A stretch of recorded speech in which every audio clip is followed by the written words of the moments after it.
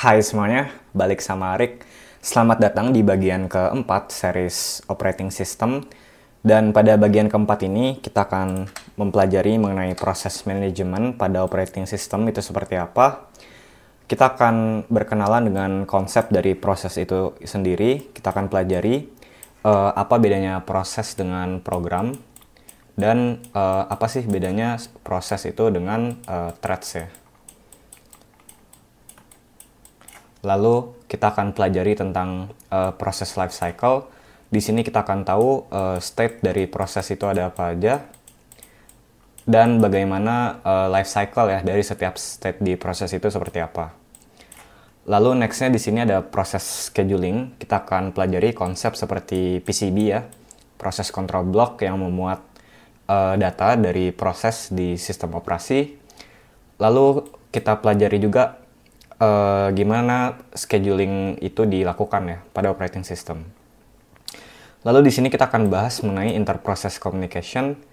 Ini kita akan cari tahu gimana sih cara proses itu saling bertukar data ya atau berkomunikasi dalam sistem operasi. Kalian akan pelajari juga konsep seperti shared memory dan istilah seperti message passing ya. Lalu yang terakhir kita akan pelajari juga gimana proses communication ini dilakukan di arsitektur client server. Ini adalah arsitektur yang cukup umum digunakan ya di web application sekarang. Nanti akan ada istilah seperti socket dan remote procedure call ya atau RPC. Oke, kita langsung lanjut aja ke bagian yang pertama yaitu proses konsep. Nah, jadi apa sih bedanya program dengan proses? Program itu adalah suatu passive entity yang tersimpan dalam suatu disk ya, atau executable file bentuknya. Sementara itu, proses itu adalah suatu active entity atau program yang sedang dijalankan. Nah, satu program itu dapat terdiri dari beberapa proses. Dia bisa jadi memiliki child process gitu ya. Dan program ini itu dapat berubah menjadi suatu proses jika di executable filenya itu di-load ke dalam memori ya, atau ke dalam RAM. Eksekusi suatu program itu bisa dilakukan menggunakan GUI atau mouse click dan menggunakan CLI ya. Kalau GUI ini yang biasa teman-teman pakai ya di komputer, kalau kalian buka aplikasi bisa kita double klik aja ikonnya. Lalu kalau CLI ini biasanya kalau kita mau eksekusi suatu script di server ya, bisa pakai // gini terus nama scriptnya apa gitu ya. Nah, proses ini terdiri dari beberapa bagian. Yang pertama itu ada text section, yang isinya ini adalah program code. Lalu ada stack, yang isinya temporary data, seperti function parameter, return address, dan local variable. Lalu di sini ada data, yang isinya itu global variable. Dan yang terakhir itu di sini ada heap ya, yang isinya memory yang dialokasikan secara dinamis during runtime si programnya itu sendiri.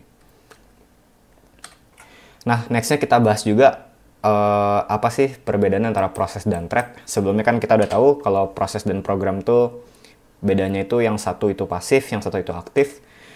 Kalau di sini proses itu adalah program yang dieksekusi oleh komputer, sementara itu thread itu adalah unit eksekusi terkecil dalam sebuah proses.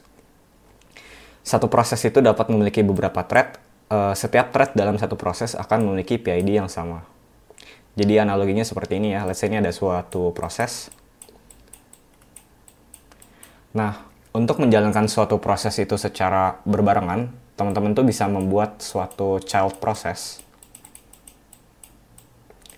Atau selain child process, teman-teman juga bisa membuat yang namanya suatu thread ya. Nah, bedanya apa? Kalau child process ini akan memiliki PID yang berbeda. Karena dia kehitungnya itu proses sendiri. Sementara itu kalau kalian bikin multiple thread ya, concurrency dalam satu proses, ini nanti PID dari si threadnya itu akan sama gitu ya. Si child process ini juga bisa memiliki thread lain gitu ya. Tapi si thread ini udah unit eksekusi paling kecil dalam suatu proses. Jadi udah nggak bisa dipecah-pecah lagi. Sementara itu kalau proses masih bisa dipecah ke child process dan ke thread. Seperti itu. Nah, thread itu dalam proses yang sama berbagi data dan memori yang sama. sehingga komunikasi antar thread itu lebih cepat dibanding komunikasi antar proses. Jika satu thread ini mengalami kegagalan, seluruh proses itu bisa terdampak, dan threads ini berguna untuk menjalankan beberapa tugas secara paralel dalam satu proses. Oke, kurang lebih seperti itu bedanya proses sama thread ya. Jadi thread ini ada di dalam proses dan dia unit eksekusi terkecilnya. Nah, next ini ada ilustrasi proses ya dalam suatu memori. Teman-teman bisa perhatiin di sini ada teks ya yang isinya program code, ada data tadi ya yang isinya global variable, dan di sini ada heap ya yang dialokasikan secara dinamis ya. Let's say dia membentang ya dari sini sampai full yang biru ini. Terus di sini ada stack yang tadi isinya temporary data ya. Kalau teman-teman masih ingat di sini nih, stack temporary data, data sama text section ya, program code. Analoginya seperti itu. Ini memori yang dialokasikan dalam suatu proses ya oleh operating system dari 0 sampai max. Nah, nextnya kita akan berkenalan dengan state dari proses.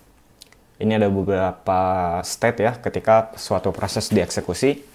Yang pertama itu new. New ini adalah state ketika prosesnya itu baru terbuat. Lalu di sini ada running.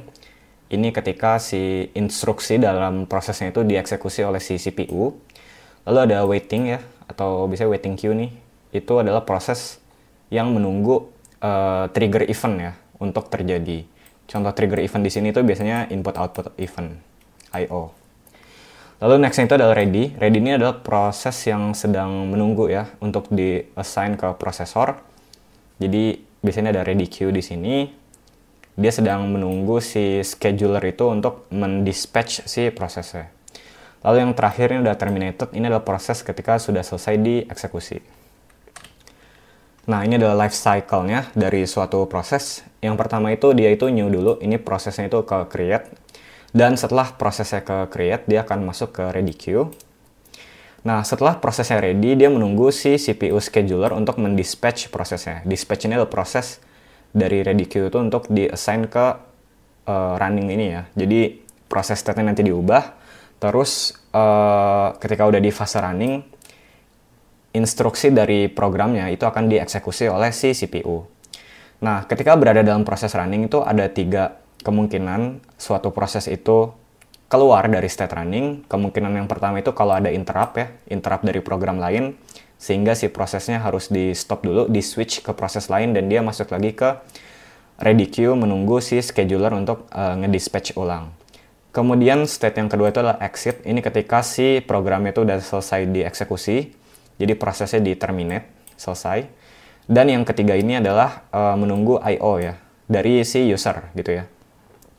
Let's say dia sudah running dan untuk lanjut running dia menunggu input-output dari si user. Kalau dia menunggu itu, dia nanti akan masuk ke waiting queue yang ada di sini. Dan ketika input-outputnya udah complete, dia masuk lagi ke ready queue untuk di-execute kembali ke si running. Jadi kurang lebih life cycle dari proses itu seperti ini dalam operating system. Nah, si operating system itu punya system call namanya, itu untuk mengintervensi proses life cycle. Jadi ada 2 operation di system call ini ya. 2 operation. Nanti kita akan bahas di bagian demonstrasi terkait proses manajemen ya, biar teman-teman kebayang. Nah, untuk dia itu intervensi di sini ya, di new sama di terminate. Untuk yang new itu nanti ada function-function, let's say kayak fork gitu ya, untuk nge-create proses baru ya, nge-create child process gitu ya, function execute gitu ya. Dan kalau di terminated ini ada function kayak exit gitu ya, buat matiin si prosesnya. Nanti akan kita bahas lebih detail lagi ya. Nah, nextnya ini adalah proses control block atau PCB. Setiap informasi yang berkaitan dengan suatu proses itu disimpan dalam PCB. Jadi bisa dibilang PCB ini adalah suatu struktur data gitu ya, untuk menyimpan informasi dari proses yang sedang berjalan pada sistem operasi. Nah, informasi yang disimpan itu ada apa aja? Yang pertama itu ada PID, ini isinya adalah proses ID dari si prosesnya. Lalu ada process state, itu yang tadi ini ya, process state, itu disimpan juga di PCB, misalnya running, waiting, atau apa. Lalu ada program counter, Ini berisi location dari next instruction untuk di-execute itu apa. Lalu ada CPU register. Lalu ada CPU scheduling info. Ada memory management info, jadi allocated memory untuk prosesnya itu berapa. Lalu ada accounting info, ini basic kayak proses performance-nya ya. Let's say dia pakai berapa CPU, elapsed time-nya itu berapa, dan time limit-nya berapa. Lalu yang terakhir ini ada input-output status. Jadi kita bisa cek juga di PCB suatu proses itu dia pakai I/O device apa aja dan list of open file yang dipakai sama proses itu ada apa aja. Itu terkait PCB ya. Nah, next-nya ini kita lanjut ke proses scheduling. CPU scheduler atau short term scheduler itu bertanggung jawab untuk memilih proses dari antrian yang siap ya, dari ready queue, dan memberikan waktu eksekusi di CPU. Nah, proses ini tuh dikenal sebagai dispatching ya. Jadi, ketika kita ngambil proses ya dari ready queue, kemudian nge-assign proses itu ke CPU ya. Ready queue itu yang ini nih. Nah, ini scheduler dispatch nih prosesnya ya. Dispatching, jadi dari ready ke execute instruction-nya di state running. Nah, ini ada dua queue ya. Tadi ada ready sama waiting. Kalau teman-teman perhatiin ya, ready itu yang di sini, waiting itu yang ada di sini. Ready ini adalah proses yang siap dijalankan oleh CPU, tetapi sedang menunggu giliran karena CPU itu sedang digunakan oleh proses lain. Sementara itu waiting queue itu adalah proses yang menunggu trigger dari suatu event, misalnya dari I/O event. Nah, saat CPU itu berpindah dari satu proses ke proses lain, sistem operasi ini akan menyimpan state dari proses yang sedang berjalan ke dalam PCB. Dan memuat state dari proses yang akan dijalankan. Nah, proses perubahan proses ke proses lain ini ya, itu disebut dengan context switching. Dan ketika CPU itu melakukan context switching, itu biasanya ada jeda waktu yang diperlukan ya, untuk dia menyimpan state dan untuk dia melakukan load state. Nah, ini ada ilustrasinya terkait context switching. Ini adalah diagram yang menunjukkan CPU switch ya, dari proses 0 ke proses yang 1, P1. Kalau teman-teman perhatiin di sini, pertama-tama operating system itu akan mengeksekusi proses 0 terlebih dahulu. Kemudian ketika terjadi suatu interrupt ya di proses 0 untuk beralih ke proses 1, dia tidak langsung menjalankan proses 1, tetapi dia itu menyimpan dulu state dari si proses 0 ke PCB 0. Ketika state-nya itu sudah tersimpan, dia baru mereload state dari proses 1 dari PCB 1. Jadi yang P0-nya disimpan dulu ke PCB 0, kemudian dia reload state dari PCB 1 ya, untuk dapetin state-nya. Setelah berhasil reload state, barulah dia eksekusi di sini. Nih ya, ini bagian eksekusinya nih. Tapi selama proses save state sama reload state, ini dia ada jeda waktu ya. Jadi dia nggak langsung eksekusinya berlanjut, tapi ada jeda dulu untuk nge-state. Untuk berganti state ya. Kemudian di sini proses 1 berjalan dan terjadi interrupt lagi untuk dikembalikan ke proses 0. Dia akan nge-save lagi state-nya ke PCB 1 dan dia akan reload state ke PCB 0 ya di sini. Nah, sama ya kayak yang sebelumnya, ketika dia save state sama reload state, ini di sini idle lagi nih. Jadi ada jeda waktunya. Nah, proses perubahan state dari P0 ke P1 itu disebutnya context switching ya. Di proses ini tuh disebutnya context switching, dan ini memerlukan jeda waktu. Setiap operating system itu jeda waktunya berbeda-beda, tergantung complexity dari si OS-nya gitu ya. Dan semakin cepat context switching-nya harus semakin bagus ya, performa akan semakin efisien. Kurang lebih seperti itu. Baru setelah dia switch, di sini baru lanjut lagi nih eksekusinya gitu ya. Nah, next kita akan berkenalan dengan IPC ya. Jadi sebelumnya kita udah tahu gimana proses life cycle itu berjalan dan gimana CPU itu menjadwalkan antar proses dan proses switchingnya itu seperti apa ya dengan context switching. Sekarang kita akan pelajari gimana caranya proses itu dalam sistem operasi saling berkomunikasi ya atau bertukar data. Ini ada konsep namanya inter-process communication. Jadi IPC ini adalah mekanisme yang memungkinkan proses-proses yang berjalan secara independen itu untuk berkomunikasi dan bertukar data satu sama lain. Dalam konteks operating system, setiap proses ini memiliki memory space yang terisolasi sehingga tidak dapat mengakses data proses lain secara langsung. Untuk mengatasi keterbatasan ini, IPC menyediakan berbagai metode agar bisa saling berkomunikasi dan berbagi informasi. Nah, kebetulan di sini ada dua model dari IPC. Yang pertama itu kita bisa pakai shared memory, dan yang kedua itu kita bisa pakai message passing. Kalau teman-teman perhatiin ya di diagram yang awal, ini adalah memori yang dialokasikan untuk setiap proses dalam operating system.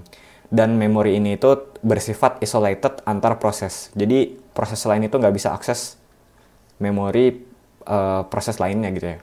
Makanya kita perlu IPC. Kita perlu cara untuk berkomunikasi antar proses supaya mereka bisa exchange data yang sama.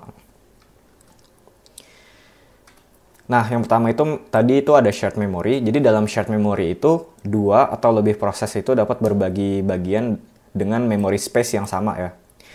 Proses-proses ini dapat membaca dan menulis ke area memori yang sama, memungkinkan komunikasi yang cepat tanpa perlu memindahkan data.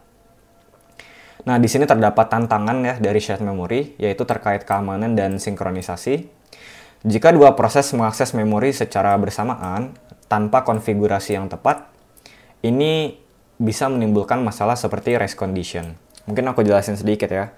Race condition ini adalah kondisi di mana dua atau lebih proses ya, atau thread juga bisa, itu mengakses data yang sama dalam waktu yang bersamaan gitu ya. Jadi mereka mengakses dan memodify data yang sama. Efeknya adalah output dari programnya itu bisa jadi tidak sesuai dengan output yang kita inginkan. Contohnya seperti ini ya. Let's say di program kita bikin variabel yang namanya A. Ini nilai awalnya itu adalah 0.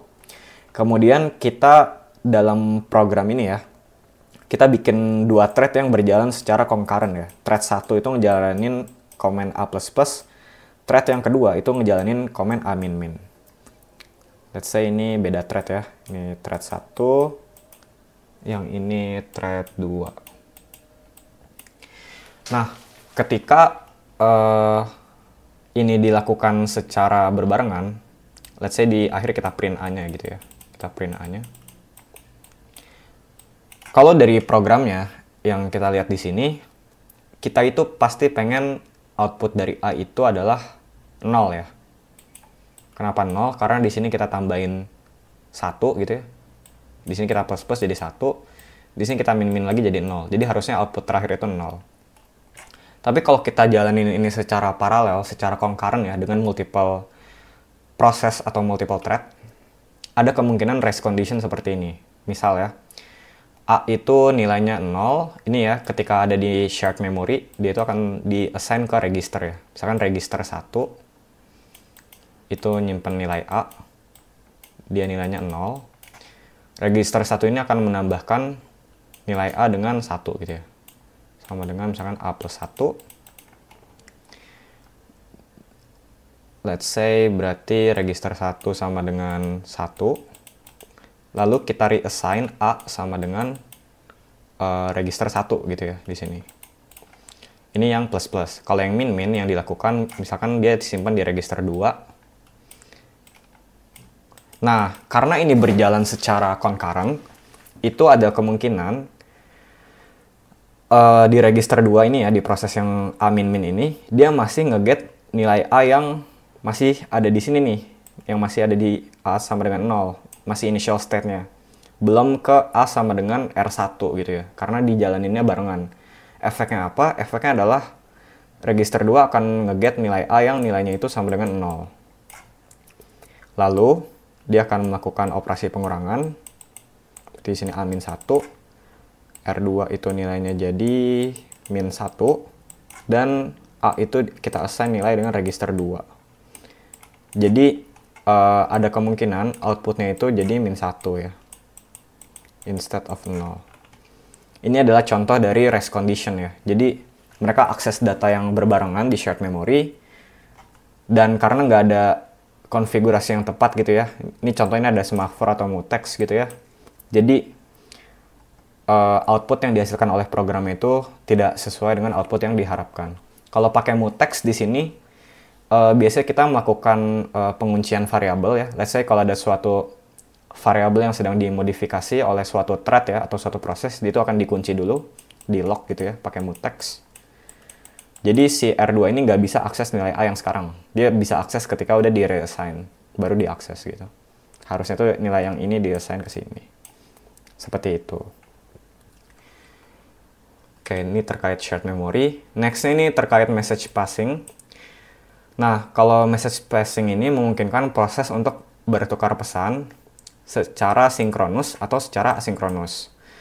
Kalau secara sinkronus, proses itu mengirim proses pengirim itu menunggu hingga pesan diterima. Kalau secara asinkronus, proses pengirim itu nggak perlu menunggu, dia bisa lanjutin proses yang lain. Ini ada contohnya. Proses A ngirim pesan ke proses B menggunakan message queue dan proses B membaca pesan tersebut saat sudah siap gitu ya. Nah, ini ada ilustrasi antara shared memory sama message passing. Nah, kalau untuk shared memory kurang lebih seperti ini. Jadi ada proses A dan B dan mereka mengakses ke memory space yang sama di sini. Kalau message passing, di sini operating system itu akan menyediakan suatu channel gitu ya. Menyediakan suatu channel. Let's say di sini nama message queue. Let's say di sini proses B akan melakukan put ke message queue, dia naruh pesan di sini dan proses A itu akan melakukan listen dari message queue. Nah, ini bisa dilakukan secara sinkronus. Kalau sinkronus itu berarti ketika proses B nge-put, dia perlu balikan dari proses A ya, kayak semacam ACK gitu ya. Dari proses A, kalau seandainya datanya sudah diterima, baru dia melanjutkan proses lain di proses B. Itu kalau secara sinkronus. Kalau secara asinkronus, kedua proses ini akan tetap berjalan meskipun ada datanya atau enggak gitu di queue-nya ya. Let's say si proses B udah naruh ke message queue, dia akan lanjut jalan gitu ya. Dia akan lanjut.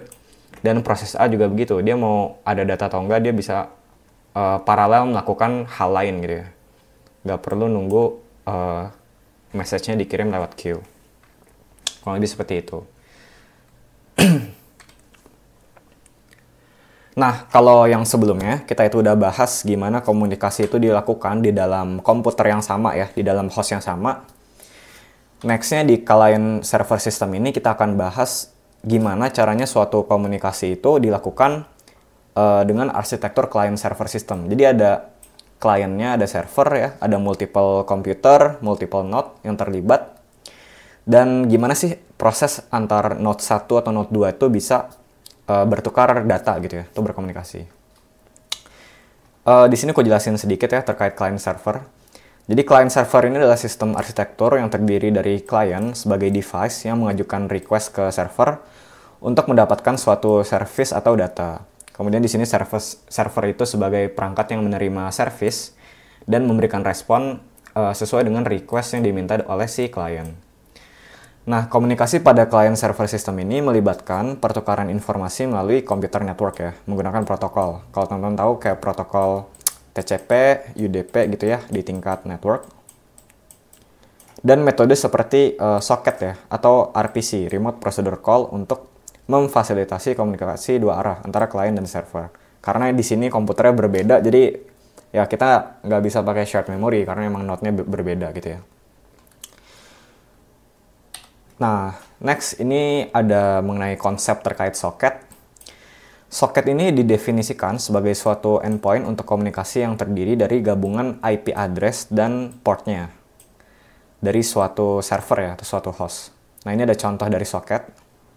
10.16.51.2.1625. Artinya apa sih kalau socket seperti ini? Artinya itu adalah angka yang di sebelah kanan titik 2 itu adalah portnya ya. Jadi di sini portnya 1625 dan angka yang di sebelah kiri titik 2 itu adalah alamat IP address dari suatu host. Jadi hostnya itu adalah 10.16.55.131. Nah, semua port di bawah 1024 itu telah digunakan untuk standar service. Contohnya di sini itu adalah port 80 itu dipakai untuk HTTP, 443 dipakai untuk HTTPS, dan SFTP dipakai port 22 gitu ya.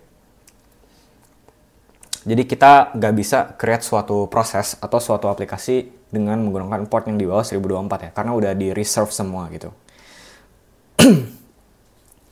Nextnya nih teman-teman perlu tahu ada yang istilahnya IP address 127.0.0.1 atau biasa disebut juga dengan localhost ya, atau loopback address.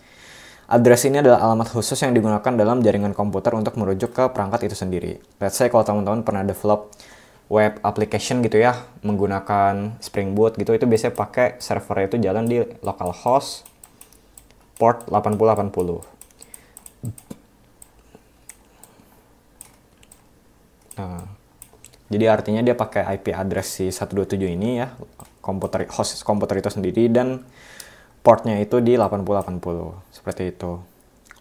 Ini konsep yang bisa cukup sering digunakan ya di industri, pakai soket. Teman-teman nanti juga ada istilah kayak ini ya, open port gitu ya, atau open firewall, untuk make sure si port ini tuh kebuka gitu ya, dan proses lain itu bisa kirim data ke port ini.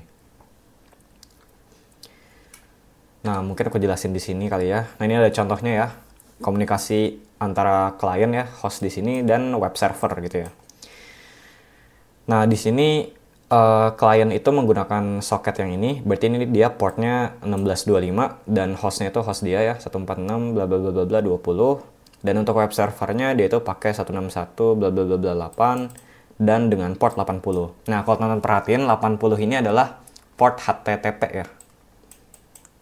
Jadi kalau teman-teman ketik HTTP itu dia akan jadi port 80 sebenarnya gitu ya, cuma dibungkus. Atau biasa juga yang paling sering digunakan sekarang itu HTTPS. Ini lebih secure. Ini pakai port 443 gitu ya. Sebenarnya kalau kita mau coba buktiin bisa sih HTTPS ini ya. Let's say kita buka aja misalkan google.com, kita masukin portnya ya, 443 gitu ya. Jadi google.com/443 ini akan sama aja ngebuka ke HTTPS Google.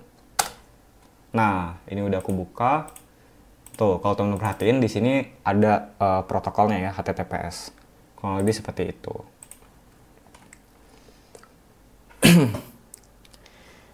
Nah, di dalam industri biasanya antar server itu portnya suka dikasih firewall ya.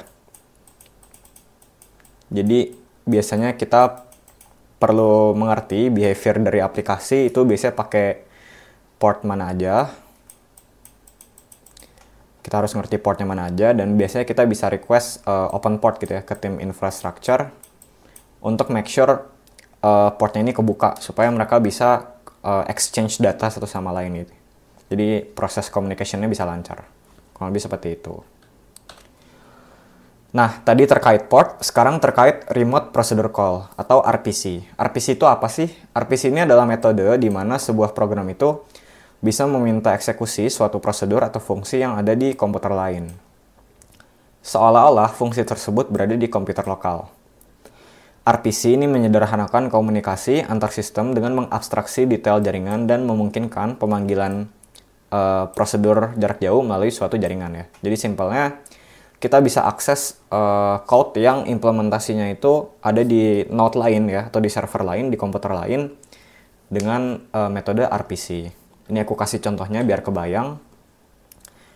Let's say di sini ada sistem online payment dan ada dua service ya, dua node di sini. Yang pertama itu ada online shop dan yang kedua ini ada payment service. Let's say dari online shop ini user melakukan checkout barang ya sebesar 3,99 pound sterling di sini ke credit card dia. Dan kita pengen panggil method yang tersedia pada payment service di node-nya si online shop ya, di servernya online shop gitu ya. Nah, ini bisa dilakukan dengan RPC. Ini ada contoh implementasinya.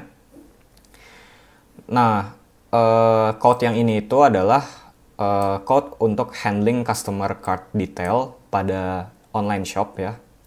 Di sini kita set detail credit card dari customer ya, card number-nya, expiry date, CVC-nya kita set di sini.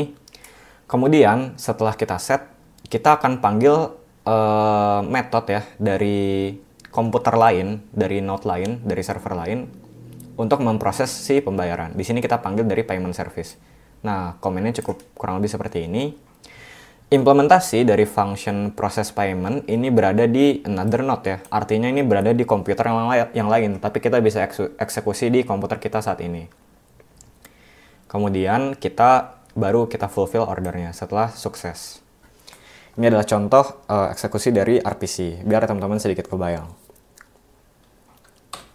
Oke, mungkin sekian dulu dari aku terkait proses manajemen. Nanti di next video mungkin aku akan coba bahas demonstrasinya dan contoh code-nya seperti apa sih eksekusi suatu proses di sistem operasi Linux ya. Nanti kita akan coba belajar gimana caranya create proses, create child process gitu ya. Dan kita cek juga sekalian PID-nya seperti apa. Thank you teman-teman yang udah nonton sampai akhir video. Semoga video ini bisa bermanfaat buat kalian. Dan sampai ketemu di video selanjutnya.